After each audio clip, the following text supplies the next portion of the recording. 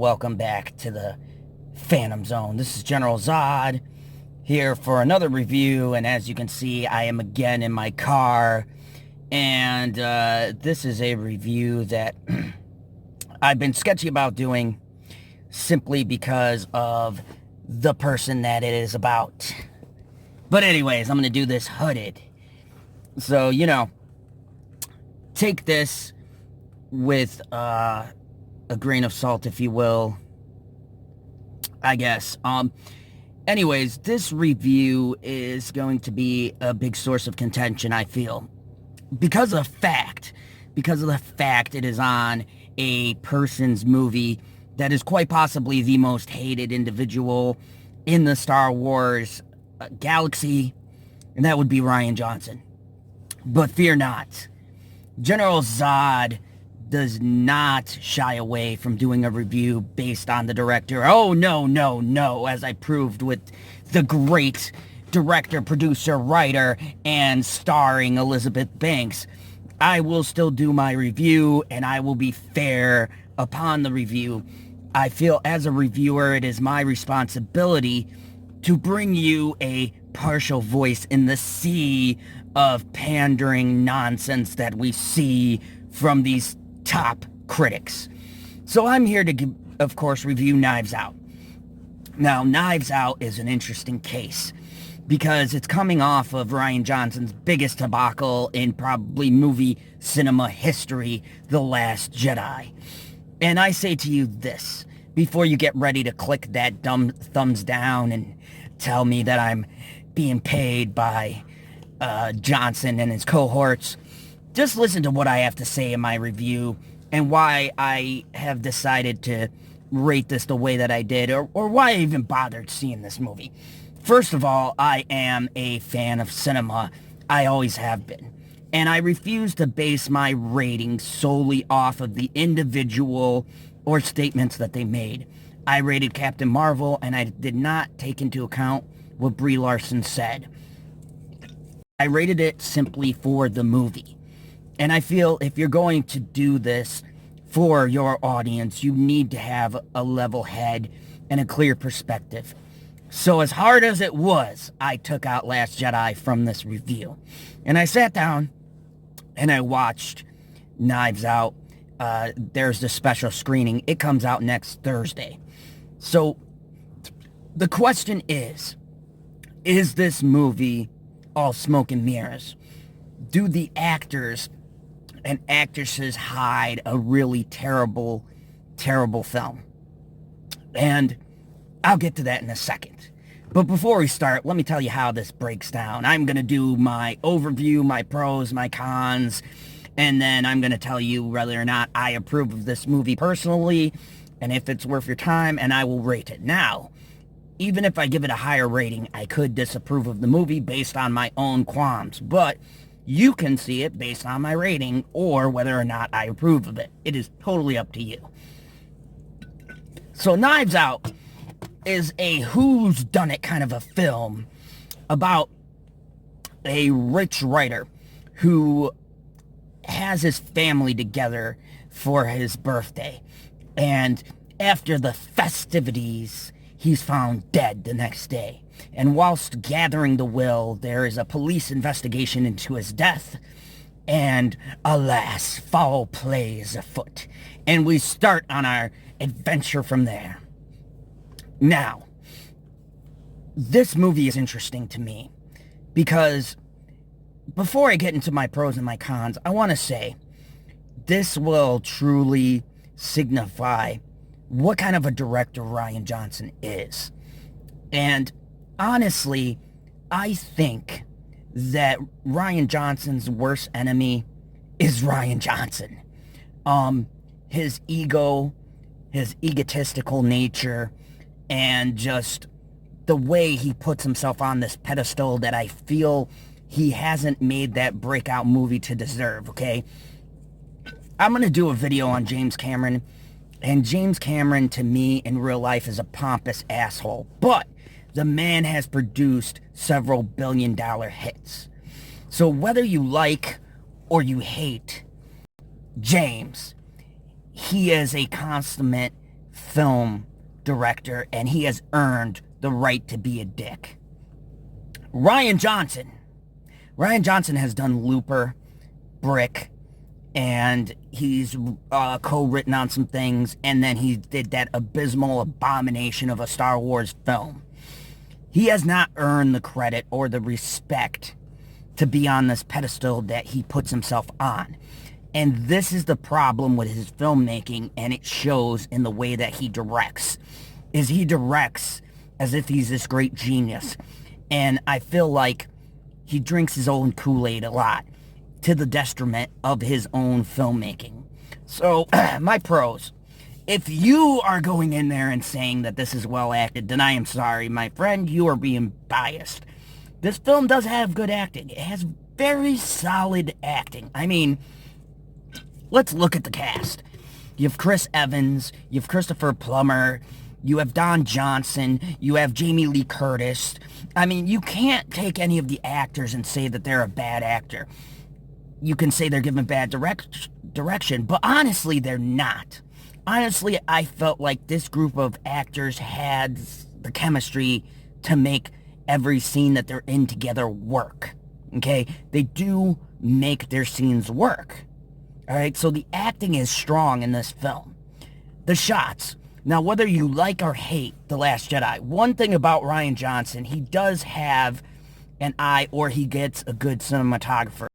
And the shots for this film are very well done. There's a lot of close-ups.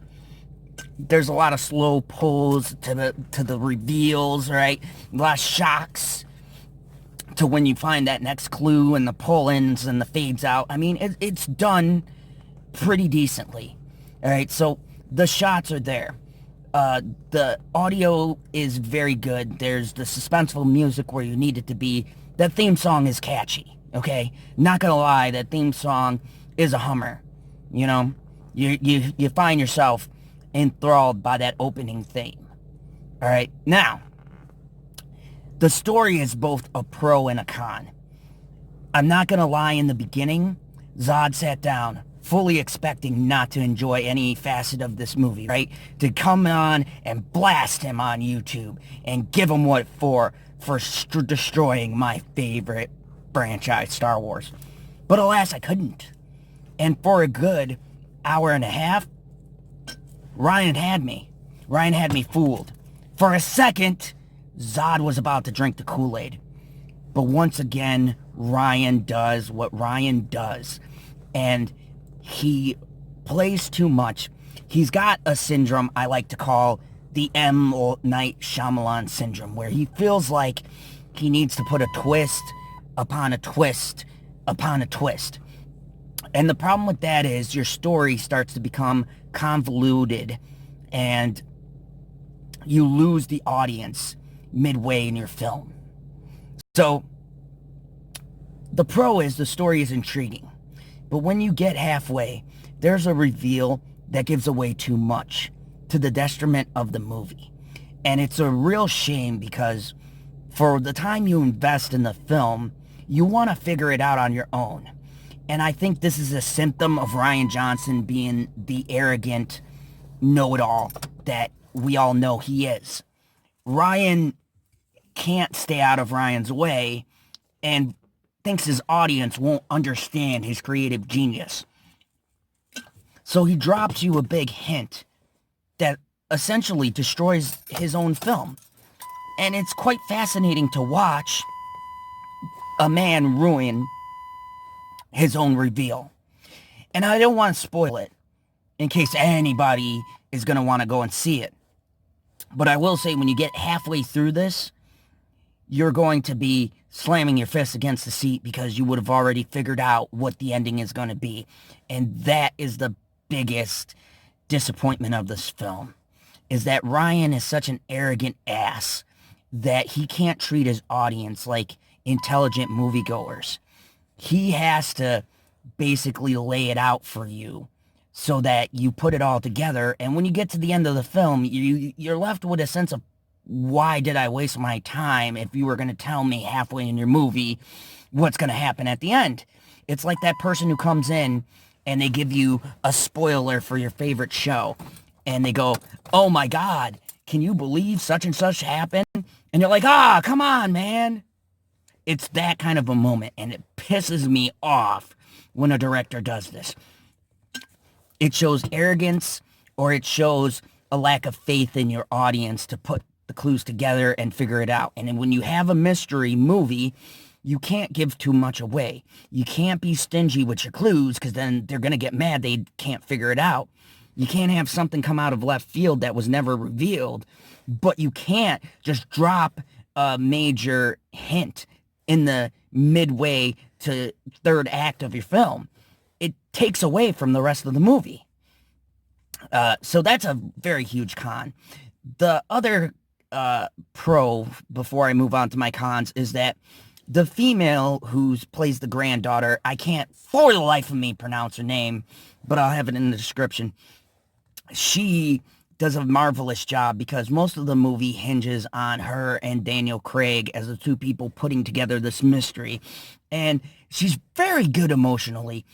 She hits the sad beats. I brought her being terrified. I brought her discover the clues. I was like right there with her as she's gathering up these things and ruling out these suspects and having these encounters with the different family members that turn almost terrifying at certain parts. And you're sitting there going, "Oh, like, is this person going to snap? Oh, they must be the killer. They've got something to hide." Also, the different secrets that the family members have make for very interesting character development. Now, there's a lot of people to give screen time to, and each of them get their own little separate portion to where you see the deep, dark secret that they're hiding. And it throws you off as to who did it, because everyone has a pretty interesting motive as to why they would off this man. Some of it's money, some of it's inheritance, some of it's secrets that he had on people. I mean, it's very intriguing premise, and it doesn't start off as a whodunit, but more of a finding out what these characters are about and the blackmail and all of that stuff. Now, my cons. Like I said, the middle of this movie destroys the whole entire movie. The middle of this movie does something that no mystery movie should do, and it drops a big clue that basically, if you've been following along, you'll put it all together and figure it out. And the other thing is, the pacing of this film at times could be too methodical. Some people are focused on way too much, especially considering they really have nothing to do with the story. So it kind of took me out of the movie, because there's so many things that are brought up, but they have nothing to do with the overall end of the film. It's just like, oh, we got to pad out some time, so they throw in this little story and like, okay, how does this fit in? And lo and behold, it doesn't. It was just something thrown in there, and I hate just throwing in filler. I think it's lazy, and I think, you go, oh, my movie's going to be 2 hours, let me just throw this, and this in here, and it's lazy writing. Another thing is, some of the acting, while it's great quality acting from each of its stars, some of it can be hammy and kind of over the top. Like, especially like Don Johnson's character is like, he really like hams it up for the camera. And, Don Johnson's making a comeback, but I feel like he really hit it like a try-hard in this. Also, Chris Evans, as much as he's highlighted, doesn't really have a lot to do in this movie. He's sort of just snarky comedy, and I hate, like, throwaway lines just because, like, oh, ha, ha, ha, ha, Captain America's here, let's laugh. So, some of his jokes are a hit or miss. The ones you saw in the previews are funny. There's a couple of other ones that don't quite stick the landing. Jamie Lee Curtis, too, is, like, as much as she's highlighted in this movie, really doesn't have much to do. So, I mean, while the actors are good, it's also felt like he assembled this cast and didn't quite have roles for everyone to do. So he just throws them into these situations just to put them back on screen. So, I mean, one could say the cast is a little bit congested. There's a lot of powerful people trying to shine in their moment, and you know, it becomes a little bit of a one-up on display. So I didn't really like that. And my gripe, of course, is the ending. The end of the film plays out exactly how you expect it to once you find out what the big reveal is. Um, does it go the subverted expectations routes? No. It does something more disappointed, and it goes exactly where you expect it to go. And I think that's the biggest flaw of this film, is that Rian Johnson had a chance to bounce back, and at best, he does a good movie, but not a great movie. And after Last Jedi, I felt like he needed a great movie to elevate the name. So overall, what do I think about this? Zod does not approve of this film. And I don't approve of this film because of the fact that I don't believe in telling people to go see a movie where it hinges on a mystery and then it gives you the clue that you need to put it together midway. I don't think you need to waste your money at the theater for that. I think it's a good movie to watch on like an HBO or a Redbox. But I don't think it's the type of movie where you need to rush out to the theater and go and see it. Simply because the mystery is a letdown. And you shouldn't feel like when you spend $10 to $15 that when you get to the final act, the payoff isn't worth what you paid. And that's the biggest problem. That's what Last Jedi suffered from. Rian Johnson delivers, again, a lack of payoff.